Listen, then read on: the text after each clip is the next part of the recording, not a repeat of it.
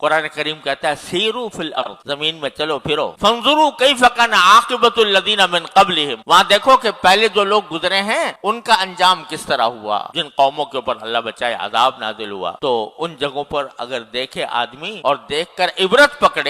پکڑے کہ میں اللہ تعالیٰ نے مجھے اس عذاب سے محفوظ رکھا، اس کا کرم ہے، اس کا فضل ہے، اس کا شکر ہے، اور جن وجوہ سے ان کے اوپر عذاب نازل ہوا اللہ تعالیٰ مجھے اس سے بچائے، اس طرح دیکھنے سے کیا ہوگا؟ ثواب ملے گا انشاءاللہ تعالی۔ قرآن کریم میں واقعہ بیان کیا ہے اصحاب الجنہ، یعنی ایک باغ والوں، قرآن کریم نے بیان کیا ہے کہ ایک باغ تھا، اس کا جو مالک تھا وہ بہت مالدار بھی تھا اور اس کی جائیداد پھیلی ہوئی تھی، بہترین پھل آتے تھے، بڑی آمدنی ہوتی تھی اور وہ جب آمدنی ہوتی تھی تو جب درختوں کی کٹائی کا وقت آتا تھا تو بے شمار وہاں پر حاجت مند جمع ہو جاتے تھے۔ جب باغوں کی کٹائی کا وقت آتا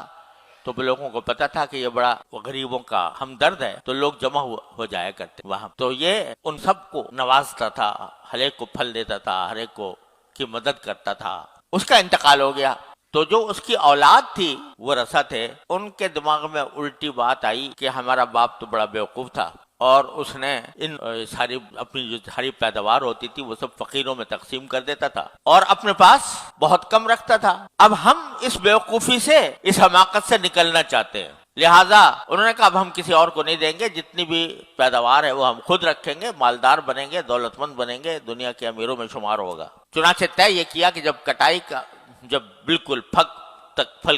پک کر تیار ہو گئے تو اس روز انہوں نے آپس میں یہ مشورہ کیا کہ آج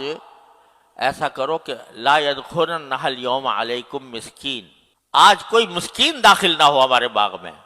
آج ہماری کٹائی کا دن ہے، پھل اتاریں گے، آج کوئی مسکین داخل نہ ہو تاکہ ہمیں کسی کو دینے نہ پڑے، اور ایسا کرو کہ صبح سویرے اندھیرے منہ اندھیرے چلو اور اسی وقت سے کٹائی شروع کر دو۔ عام طور سے جو لوگ آئیں گے وہ بعد میں آئیں گے، تو ہم پہلے ہی سے احاطہ کر چکے ہوں گے، راستے میں رکاوٹیں پیدا کر چکے ہوں گے اور بہت صبح کو جا کر اپنا کام کر لیں گے ساری کٹائی کر کے، اور پھر اس کو بیچیں گے اور عیش کریں گے، اور یہ ارادہ کیا کہ ہم صبح سویرے جائیں گے۔ اللہ قرآن کریم فرماتا ہے کہ انہوں نے تو یہ بات کہہ دی کہ صبح ہم اٹھ کے جائیں گے اور کٹائی کریں گے اور اپنے پیداوار کو نکالیں گے، انشاءاللہ بھی نہیں کہا، یہ کہہ دیا کریں گے صبح کو جائیں گے۔ تو اللہ تعالیٰ فرماتے ہیں فطاف علیہا طائف من ربک وہم نائمون، ہم نے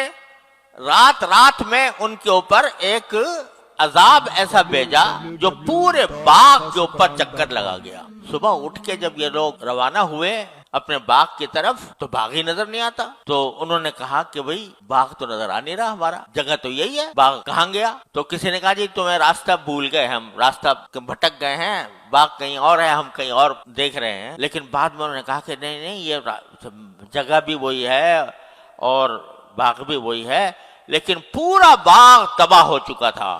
اس وقت ان کو ہوش آیا کہ ہم نے کیسے اس اللہ تعالیٰ کے حکم کے خلاف ہم نے ارادہ کیا تھا، رات بھر میں اللہ تعالیٰ نے وہ تباہ کر دی۔ یہ واقعہ یمن میں پیش آیا تھا، یمن کے علاقے میں جب یمن گیا تو اس جگہ سے بھی گزرا، اس باغ کو بھی دیکھا، اس باغ کو دیکھا تو وہاں یہ دیکھا آج تک وہاں پیداوار نہیں ہوتی، پوری زمین میں کالے کالے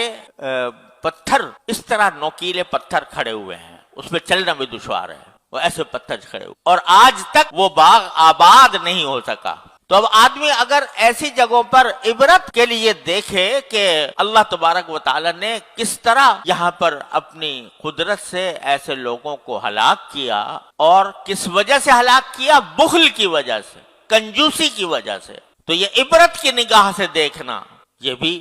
موجب اجر و ثواب ہے اللہ تبارک و تعالیٰ کے ہاں، کہ آدمی اس کو دیکھ کے ربنا ما خلقت ھذا باطل سبحانک فقنا عذاب النار۔ تو یہ بھی آنکھ کا ایک بہت بڑا استعمال ہے، عبرت کی نگاہ سے ان جگہوں کو جہاں پر اللہ تبارک و تعالیٰ نے اپنی قدرت سے نافرمانوں کو سزائیں دی، ان جگہوں کو اگر آدمی اس نگاہ سے دیکھ تو یہ ثواب کی بات انشاءاللہ۔